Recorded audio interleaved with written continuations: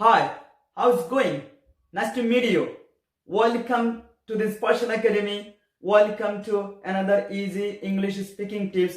I should have done something. I could have done something. You have probably learned them before, but today we are going to learn them in a very simple, easy, and common ways. Let's start. I should have done something. It means I did not do it, but it would have been right thing to do. Bangla হচ্ছে কোন একটি কাজ আপনার করা হয়নি, কিন্তু পরবর্তীতে আপনি বুঝতে পারলেন কাজটি আপনার করা উচিত ছিল।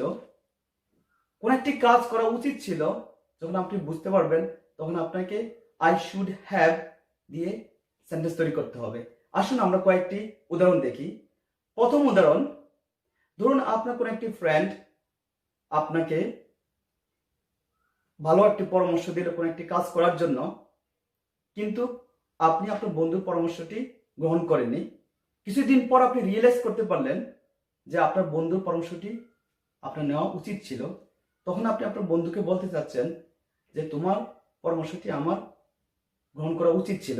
তাহলে আপনি কিভাবে বলবেন? আপনি বলবেন, I am sorry, I did not take your advice, but I should have done what you said.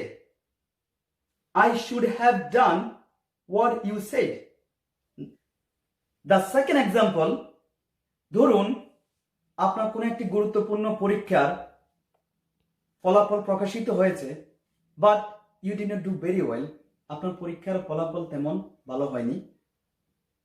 Then you realize, আপনি বুঝতে পারলেন যে আপনার পড়াশোনা আরো বেশি করা উচিত ছিল।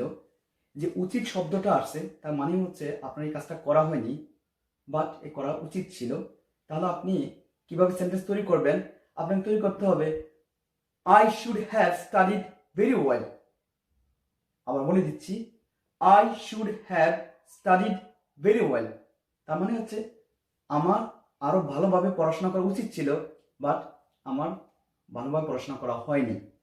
তাহলে আমরা কিভাবে সেন্টেন্স তৈরি করব? I should have studied very well. Now we are going to talk about I could have done something. Could have is used when you talk about the past.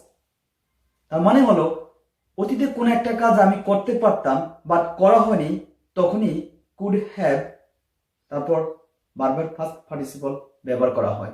আসুন আমরা একটি সিম্পল উদাহরণ দেখি। আপনি আপনার কোন একটি ফ্রেন্ডকে বলতে পারেন যে I could have called you but I didn't call you. তার মানে হলো I could have called you, আমি তোমাকে কল করতে পারতাম, but anyhow I didn't call you. Second example, ধরুন আপনার কোন একটা ইংলিশ টিচার তার স্টুডেন্টকে বলছে you could have improve your English, but you did not improve your English. তার মানে হলো you could have improved your English, তার মানে হচ্ছে তোমরা তোমাদের ইংলিশ স্কিল ইমপ্রুভ করতে পারতা, but you did not improve your English. I hope you have learned something today. If you have any further question, please write us in the comments. In this video, you are going to get some exercise questions so you can practice at your home. If you are not sure about the answer, please write us so you'll get your answer. Thank you very much for your time. See you in the next video.